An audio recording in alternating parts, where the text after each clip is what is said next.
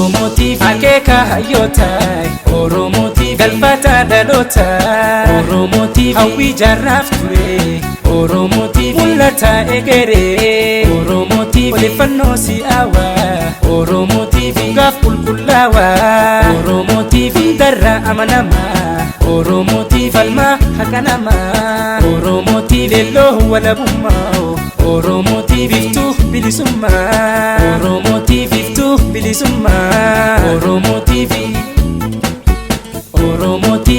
teknooloojii Oromotiif yoonaalan sadarkaa Oromotiif sagalee Oromoo Oromotiif hooqaa gaanfa Afrikaa Oromotiif wal argaa sabguddaa Oromotiif harsaa yeroo hundaa Oromotiif ittee dil addunyaa Oromotiif Oromiyaan keenya Oromotiif irraa deebuu bahaa Oromotiif tokkooma of tahaa Oromotiif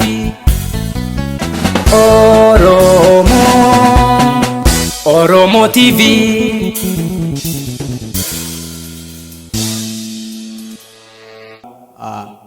Taanitti simannani please kaati nu simadha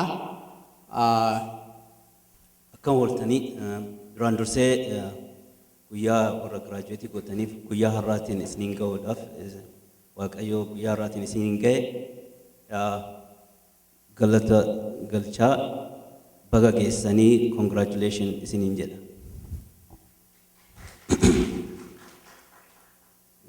Namni gaafa giraajuweetii godhu waa baay'eetu itti dhaga'ama. Anis yeroo darbe keessatti yeroo lama sadi giraajuweetii godheera. Innaa haala giraajuweetii gootan waan namatti dhaga'amu baay'ee guddaadha. Garuu sadarkaa tokko ceetan jechaadha. Waan itti laffaatan tokko, waan itti dhamaatan tokko bira dabartanii wannoo isaa agartan jechaadha. San jechaan garuu itti gaafatamummaa guddaatitti ceetan jechaadha. Barumsa tokko barachuu jechuun itti gaafatamummaa barumsa sanii fudhachuu jechaadha. Na itti gaafatamummaa san fudhattanii har'a xumurtanii itti gaafatamummaa fuulduraatitti barumsa kan hojjaarra oolchuudhaaf barumsa kana saba keessaniif kennuudhaaf yeroo itti qophooftanii geessan jechaadha. Innaa kun guyyaa seenaa guddaadha. Guyyaa akka maleetitti yaadatamudha. Innaa akkanaan waan Rabbi isiniin ga'eef galatumaa galata isaa haa ta'u baga gammaddanii congratulation jedha. Egaa guyyaa gaarii akka isiniif ta'u hawwaa asumattan manna jedha jechaadha dhaaba jechaadha. Galatooma. Galatoomi goon waldaa dargaggoo Oromiyaa irraa guutamaa Hamzaa Usmaaneef affeera. Innis dhaamsaa warra eebbifamtoota irraa qabu isinii ibsa. Ayyaa akkam jirtan? Eebidiin isinii wajjiniin tahaa jennaan bu'e. Graduation was in December. It's not 2014, not 2015. And in Argane jechu. Ataumo, I want to say congratulations on the Kesano. Where high school fitness. Make sure you go to college. Make sure Jolen Oromo we get more degree. Make sure you don't forget your community. Come back to your community and give back to your people. Don't forget that. Worry graduation, master and bachelor degree. Good luck with your life and make sure you continue every day you live. Just you get degree doesn't mean you're done everything. Make sure a command jolle as kunja sinillen as devitani community te sangargara berada badan sininja galatoma amalera debe bagagamadan. Galatomi gutama amma gara kenna eebbifamtoota ti deemna boordii waldaa hawaasaa hundaa sitti affeera akkasumas the executive director Obbo Hassan akkas gara waltajjii irra dhuftan. So high school irraa eegallaa maqaa keessan waama karaa sadii dhuftaniitiin badhaasa keessan fudhattan. Shaggee Hussein,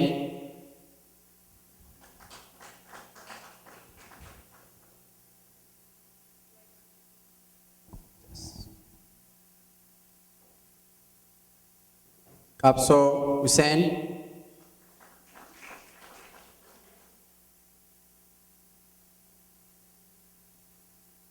Keria Abadullah,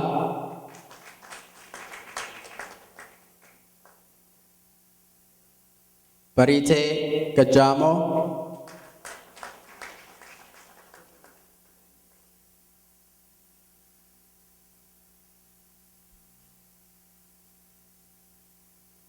Hanan Abdurrahim,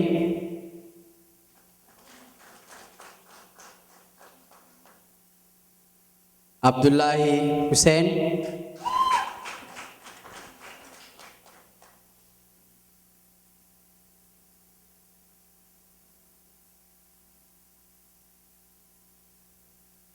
Omar Kadir,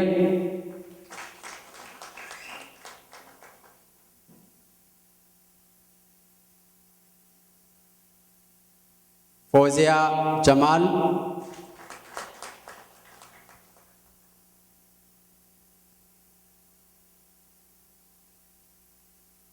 Jamal Umar,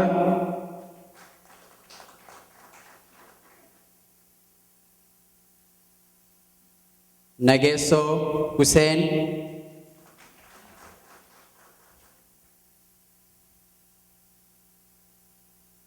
Zainaba Haro,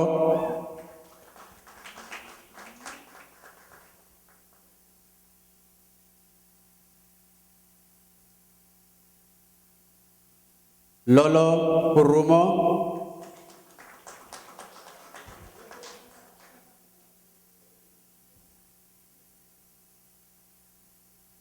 Falmata Abdata,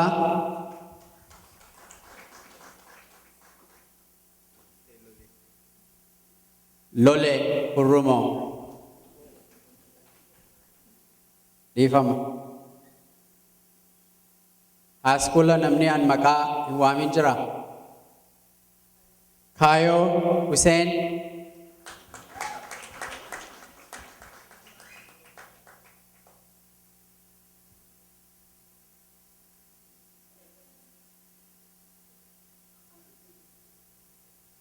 I think agano mase utama. Okay. Baga gammadanii harka naadhaa fi yeroo tokko hundaafuu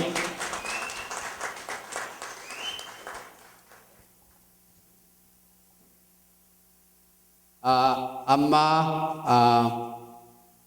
karaa college and undergraduate and grad asiin dura akka sign up godhan gaafannee ture namoota mastersii fi bachelorii eebbifaman asitti beekuu hin danda'u garuu maqaa keessanidha. So listii asumarraa qabuun irraa dubbisa yoo hin qabaanne please natti himaa. Muhammad Ambo,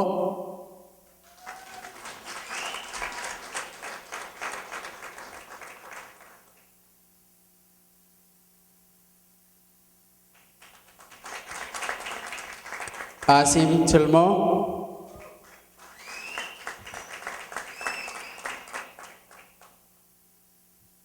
India Aliyi,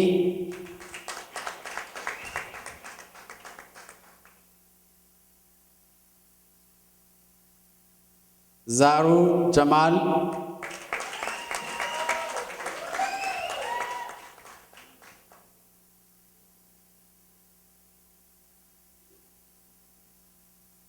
Baredu Bukuto,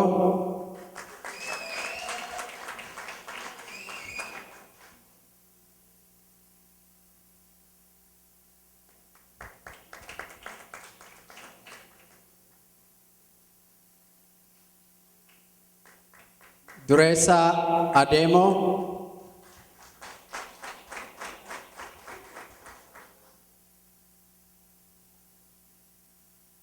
Edatu Bukuto,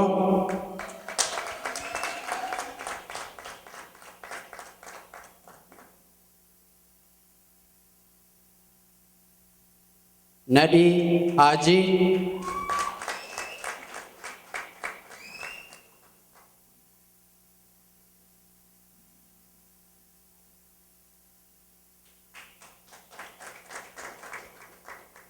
Fayine Wako,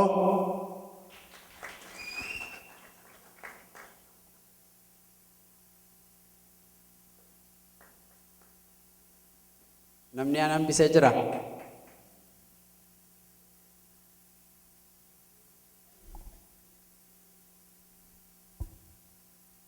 Okay, namni aan bisa jiru mi. Okay.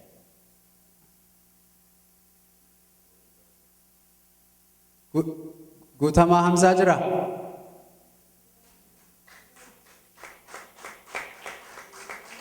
Gutama Hamza.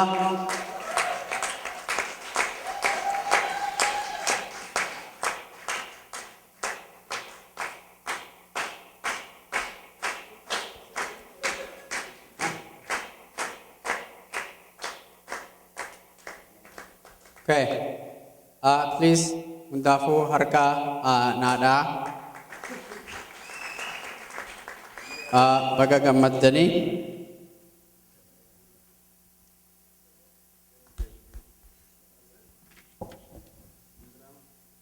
Thai, sikit nom berale. Sinis Galatoma. Yeah.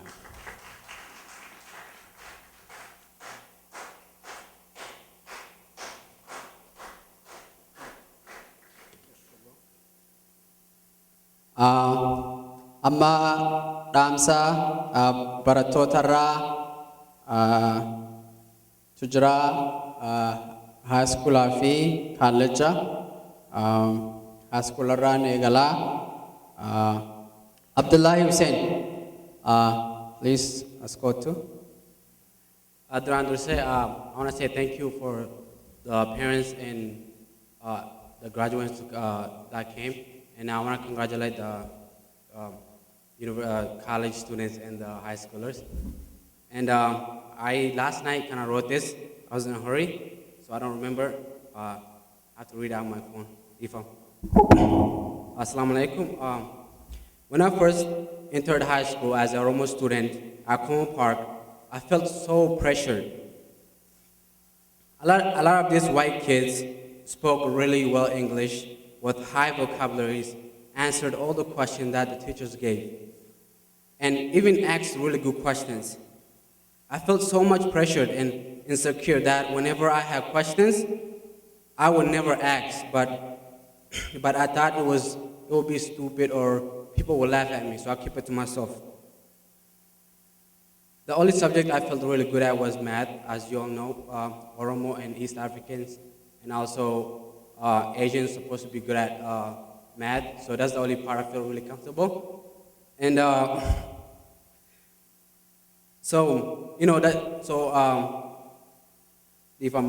but in history, science, English, I felt like everyone was better than me. But then there was this one girl who was Oromo, student in my biology class, proved me wrong. She was so smart. She helped me a lot. She was excellent in every subject, just like the white people.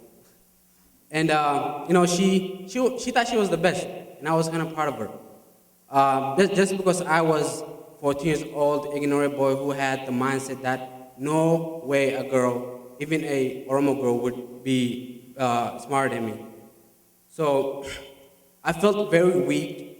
I decided that this feeling has to go away, and I started to work hard to have a better grade and made myself become better than anyone who tried to attempt the same direction I was going, which was toward college. I decided, who cares? Let me ask any question I wanted. Let me do my best and say Alhamdulillah afterward. And let me have confidence in myself. I stopped feeling empowered after my freshman year, and I want everyone that thinks that they're not better than anyone else to stop right now. Many people think this way and have this mistaken mindset because of those stereotypes that are around us.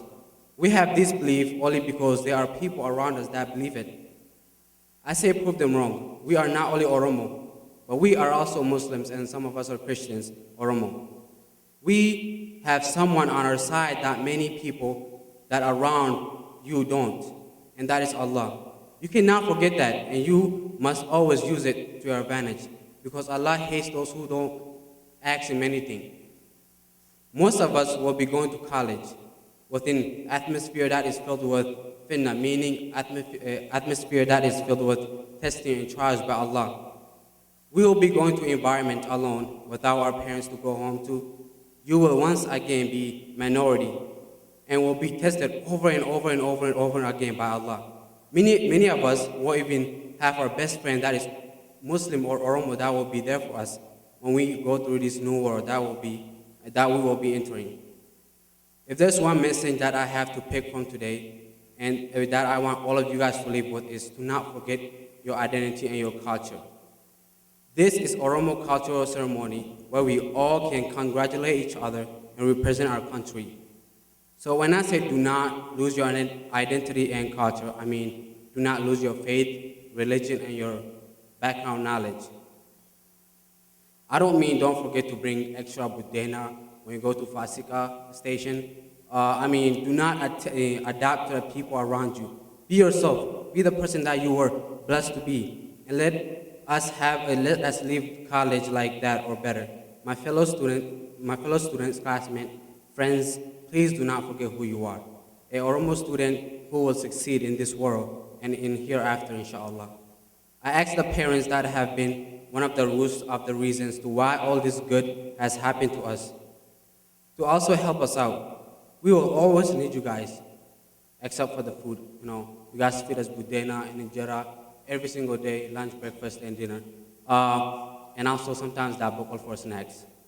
I want the parents to remind us who we are so we do not forget where we are heading to. And also we are heading to a tough life. So inshallah, so make us dua. Thank you so much. Peace be upon all of you guys. Subhanaka Allahumma wa bihamdika. Barakallahu fikum. Jazakumullah khair. Assalamu alaikum wa rahmatullahi wa barakatuh. Oh. Okay, anyone? Okay, Rakunanjar, don't worry. All right, so we move on. Okay, go both the other Jirtan, Rakunanjar. Ason in the Netan. Kara Kalajati Dema, Kasumas, Jaris Ramsa Kabani, Muhammad Ambo Sitina Fera. Duraan dursee kolleejii fi warra iskoolatiin illee bakka gammaddanii jabaadhaa jira. Kanatti aansuudhaan ammoo koominitii Oromoo itti yaadee qophii kana qopheessuu isaaniitiif baay'ee galatooma jira. Waan guddaallee waan haasa'u hin qabu, waan xiqqoo wayii dubbachuu fedha. Barumsa waan hedduu baratanii tokko matama ofiitiif baratan. Yoo baratan ufumaa baratanii mindaa gaarii ittiin argatanii boqonnaa sammuu ittiin argatanii ofii baratan jecha. Kalammataa maatii ofiitiif baratan. Maatii ofii karaa qajeela irratti qajeelchanii waan gaarii filatanii fi barumsa gaarii akka barattu godhanii maatii ofiitiif baratan jechaadha. Kaan ammoo saba ofiitiif baratan. Saba ofii bakka tokko hin ga'uuf addunyaa irra beeksisuudhaaf baratan.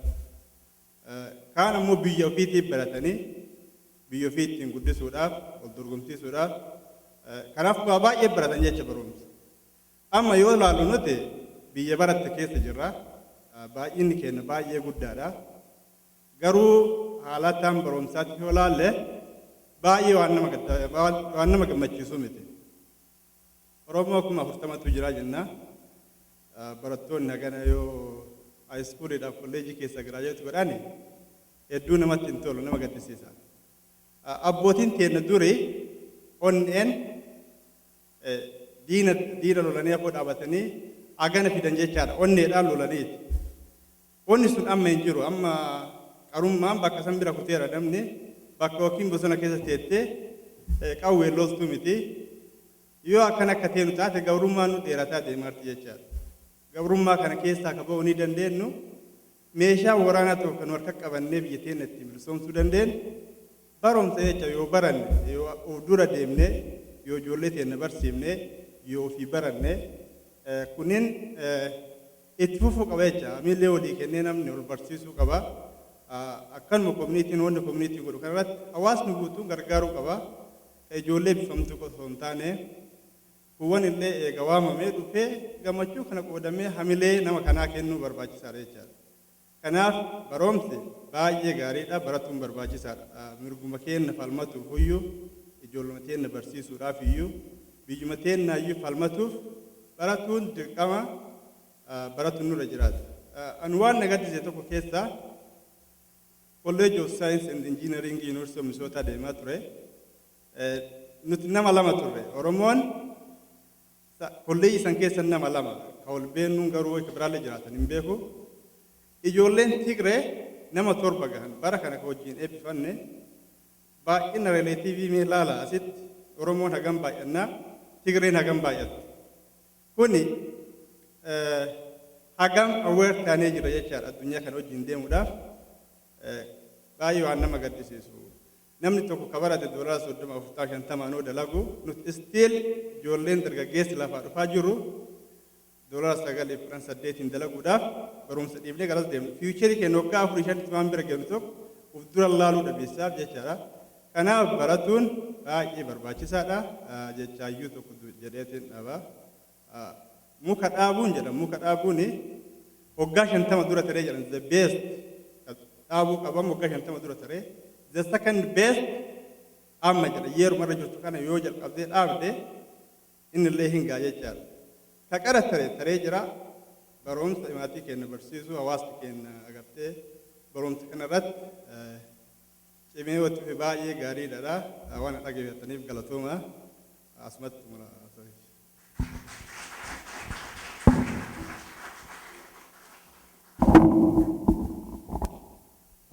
Galatomi Obbo Muhammad. School, still thinking? Okay. Itanse Fayine Wako.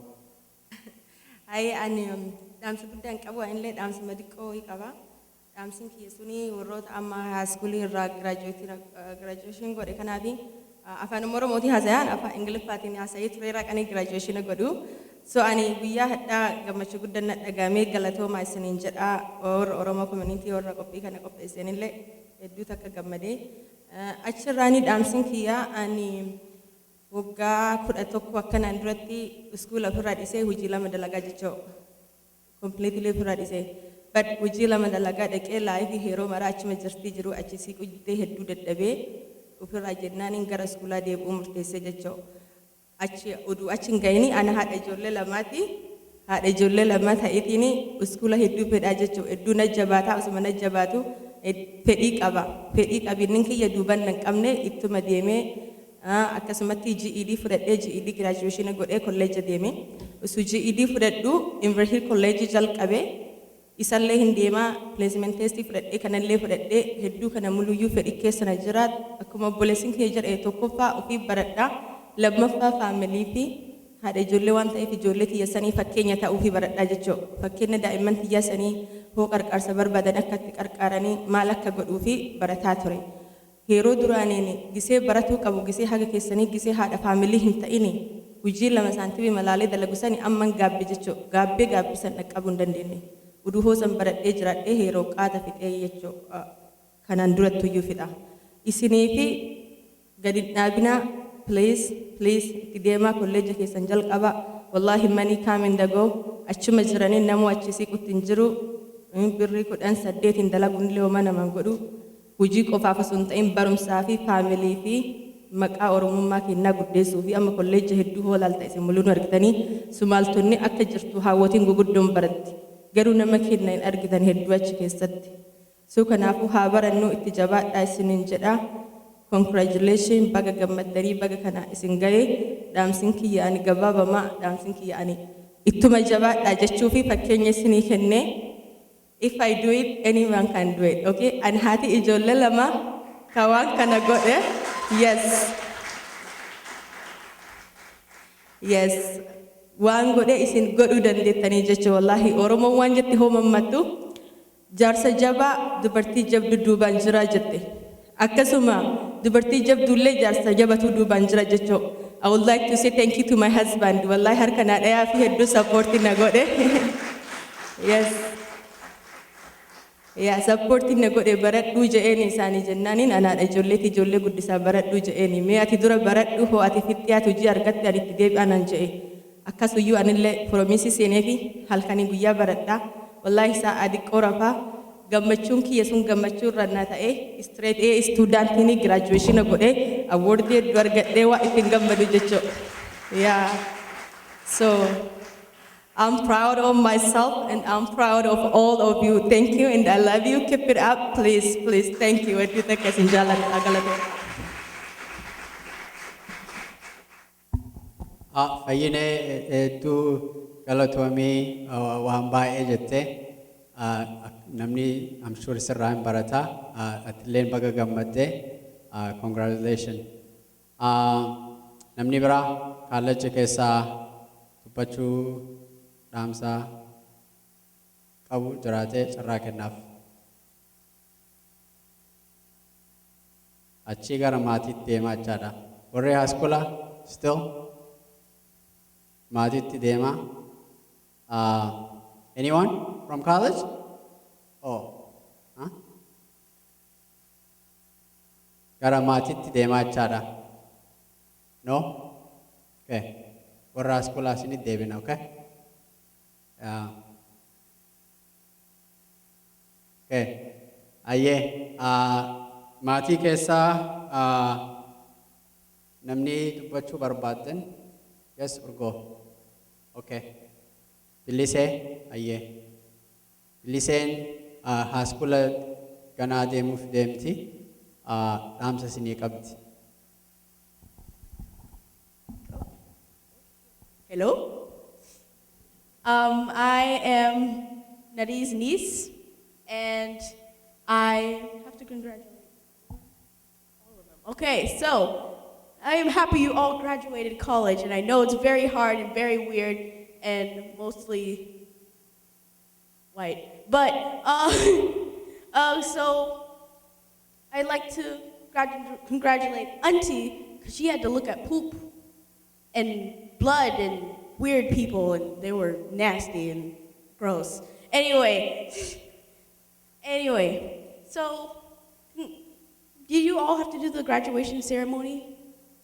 I congratulate you for that. That was very long and boring. Bilisee galatoon. Maatiidha. So maatii keessaa namni dhaamsa qabaatan please koottaa maatii baay'ee jira maqaa waamuu hin danda'u. Haadha Bilisee. Baga gammaddaan isin jedha warra high school fi university and college irraa graduate kogootan isin maraanu. Ani maqaan kiyya urgoodha daa'imattiin xiyyaama duraanii haasoftee turte. Waan isheen describe goote waan obboleettiin xiyyaadha graduate gootee fi isheen ka graduate goote clinical lab science jechuudha laboratory keessa waan dalayduu fi so meeshaan naastiin kalaalaa jirtu sana meeshaan ka goote sanaaf jechuuf isin jedha. Achini ala like skoola keessatti yeroo hedduu nama gaarii jira, nama badaa jira, nama barsiisaa cima jira, barsiisaa akka ati succeed gootu ka si gargaaru jira, kaan immoo dalagaa ofii madalgatee ka biraa kutu jira. Sana hunda dandeessanii itti cimtanii barumsa keessanii bakkaan gahuu keessaniin baay'ee gammada. Amallee irra deebi'ee baay'ee bagatti ittiin isin gahee isin jedha. Maqaa Oromo Community of Minnesota tinillee maqaa kiyyaanillee congratulations isin jedha. Galatoomii urgoo. Maatii Haajii keessaa namni biraa jira? Anyone? Maatii? Okay. Diana? I just want to say congrats to 2015 high schoolers and college students. You guys made it. And I know it's a lot of dedication to, it's a lot of dedication to actually go through the obstacles, and all these, like teachers and students that will bring you down. Even family will come in your way sometimes. And as you guys know, I graduated last year, so I'm a college student at St. Catherine University, and I'm done with my first year of college, 3 more years. For the high schoolers, I just want to say continue. I know it's a lot of pain, and a lot of nights of homework, studying, and just like you give up sometimes. You're like, no, is it worth it? But look at them now. I think it is worth it. And for the college student, I know, like the mother, she came up here, she has 2 kids, and she's married. She's my role model right there. I just want to say thank you for being a role model to this community. And we do need a lot of role models in this community, whether it's male or female. We need to show these young generation that anything is possible. We could get up and do whatever we can. And don't let anything bring you guys down. Like, I'm serious. Like, whether it's your family, don't let that happen. And yeah, congratulations. Nagaa ooltanii hundaa dursee eebbifamtoota hundaa karaa dheeraa kana qaxxaamurtanii bakka murteessaa kanarra ga'uu keessaniif baga gammaddan isiniin jedhaa. Maatii keessaniin immoo wareegama bara hedduu booda guyyaa kana arguu keessaniif bakka keessan hundaa bu'ee waaqa galatoonfachuu barbaada. Anis bara kana mucayyoon tiyya hangafti eebbifamtee jirti high school irraa.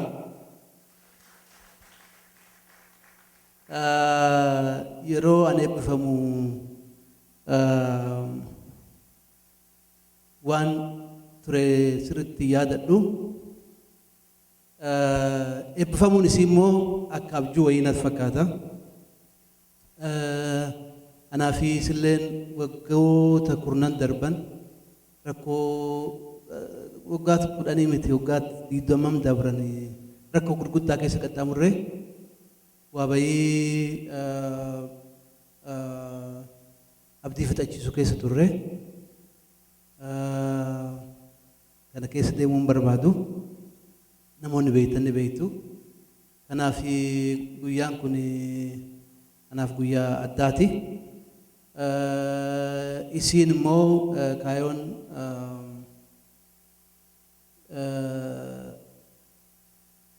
silaa bakka kana ga'uun hedduu ulfaataa ture.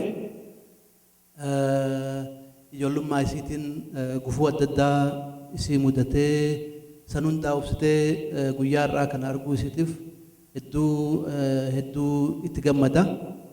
Waan asirratti kaasuu barbaadu har'a eebbifamtanii jirtanii. Kanaan booda eebba hedduutu isin eeggata. Abaarsillee isin eeggachuu danda'a. Karaan ammaan dura qaxxaamurtan nama isin gargaaru hedduutu jira. Maatii isin duuba jira. Obboleeyyantu isin duuba jira. Hawaasa isin jabeessa. Istiraakchari jira. Caasaa ka guyyaa sa'a kanatti argamuu qabdaa. Sa'a kanatti waa galchuu qabdaa akka isin jedhu. Ammaan booda namni sa'a kanatti rafaa isin jedhu hin jiru. Sa'a kanatti homework hojjedhaa namni isin jedhu hin jiru. Kaka'umsa keessantu milkii isin argachuuf deemta murteessuuf deema jechaadha. Kanaaf waan hagammaa argattan jabeeffachaa keessattuu warri high school irra fixan karaan dheeraan akka isin dura jiru akka hubattan karaa kana immoo yoo morkattanii jabaattan salphatti akka keessa qaxxaamuruu dandeettan isin yaadachiisuu barbaada. Warri kurillee jirra eebbifamtan sadarkaa itti aanullee akka abjoottan abdiin qabaa. Hawaasaaf immoo wanni yaadachiisuu barbaadu namni magaalaa kana keessatti eebbifamu Oromoonni eebbifamu maybe dachaa kana 10 ta'uu ni mala.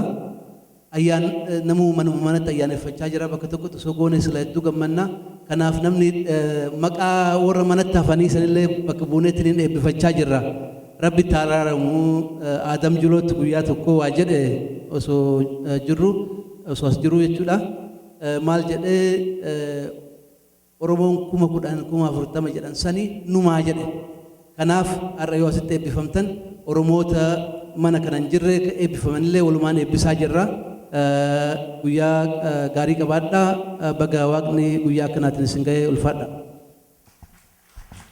Galatoomii obbo Hasan amma yoo maatii keessaa namni hin jiraanne carraa warra haskulaatti fammalee hin kenne. Last one. Oh, okay.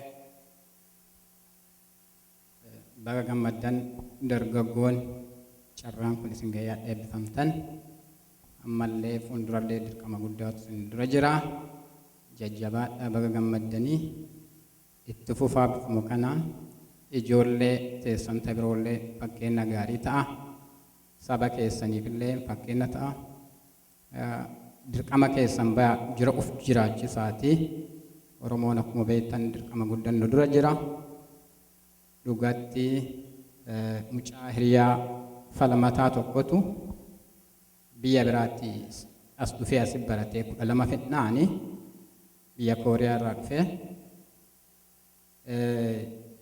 akkuma 12 fixeen dirqamni seera biyyatti isa deebise maal jennaan akkuma beektan Kooriyaa sa'u warri kaabaatiif kibbaa wal eeggatanii dirqama iskuula kaleejjii utuun xumurin ka biyya ofii leenjii waggaa takkaa ka biyya ofii ittisuutiif jecha 12 xumuree biyya ofiitti deebi'e. Akkuma san wanni biyya keenyaa nu jabaata akkuma iskuula xumurtaniin Oromoon akkuma argitan ammalleen karaarra jira nu biyya keenyatti tikfachuu dhiisiiti harka diinaarraa yoo fudhanne kana walitti dhaamannaa jajjabaadhaa milkaayaa maatiin silaarraa asitti argamuu qaban ijoollee tanaa fi dirqama ofii dadhabne kanallee nuyi silaa jaratti kennuuf deemna jaratu milkeessa jennee yaanna dirqama fudhatanii bilisummaa tanallee bakkaan ga'anii borullee har'a bilisoomsuuf borummoo jiraachisuuf hiyyumma keessaa baasuuf misoomsuufillee silaa dirqamni kadhaloota ammaa kana galatoomaatti jajjabaadhaa ulfaadhaa isin jala fayyaa ta'a.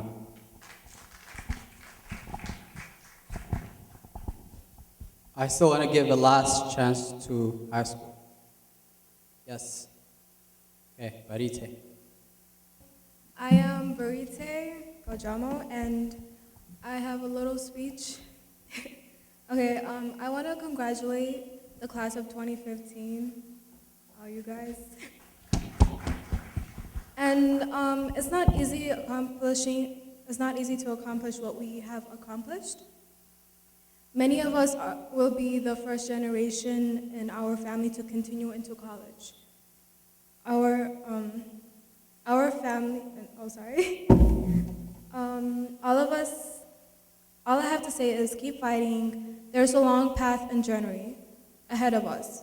But at the end of this difficult path, there will be success and pride.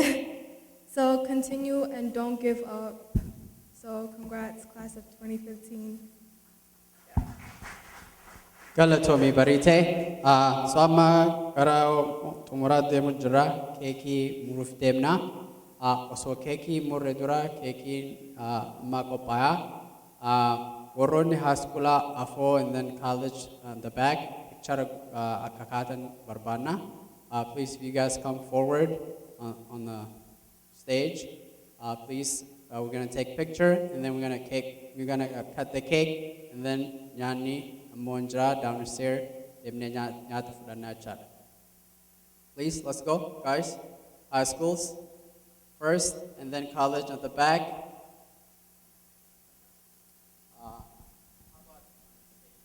Ascota. Yeah, the college, high school here and college up here. So that way we're going to take a good picture. warri kaalleejaa na bira kootaa filamoo ammayyaa isiniin bira dhaabadhaa.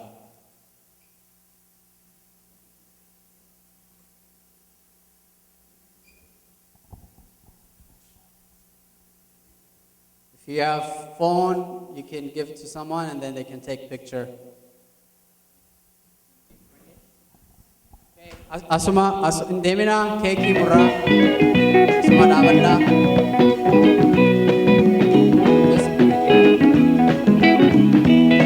And then Warri High School, I joined the college on the back.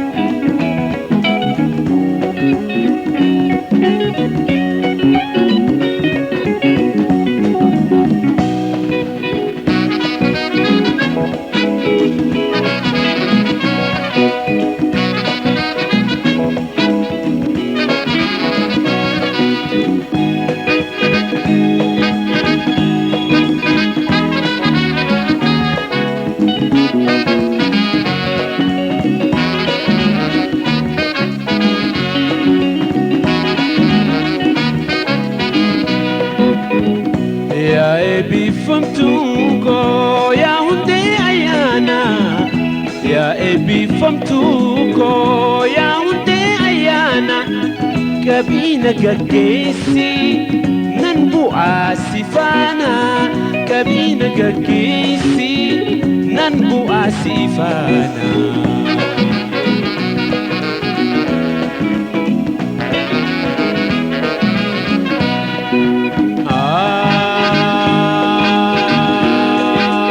Ya ebi from Tuko ya te ayana kabina gaggeessi nan bu'aa sifaana kabina gaggeessi nan bu'aa sifaana.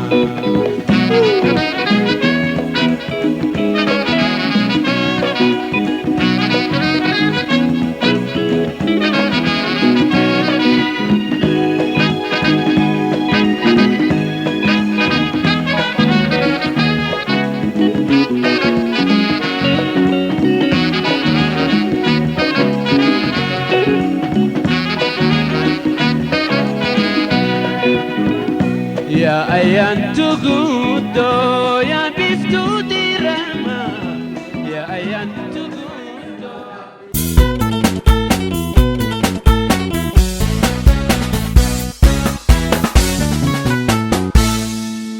Oromo TV akeka hayotai Oromo TV galfata dhalotai Oromo TV hawwi jarraaf ture Oromo TV mul'ata egere Oromo TV odeeffannoo si'aawaa Oromo TV gaaf qulqullaawaa Oromo TV darra amanamaa Oromo TV falmaa haqa namaa Oromo TV leelloo walabummaa Oromo TV iftuu bilisummaa Oromo TV iftuu bilisummaa Oromo TV Oromo TV ta teknoolojii Oromo TV olaanan sadarkaa Oromo TV sagalee Oromoo Oromo TV fooqaa gaanfa Afrikaa Oromo TV wal argaa sabduttaa Oromo TV harsaa yeroo hundaa Oromo TV ittee addunyaa Oromo TV Oromiyaan keenya Oromo TV irraa deebuu bahaa Oromo TV tokkoma of tahaa Oromo TV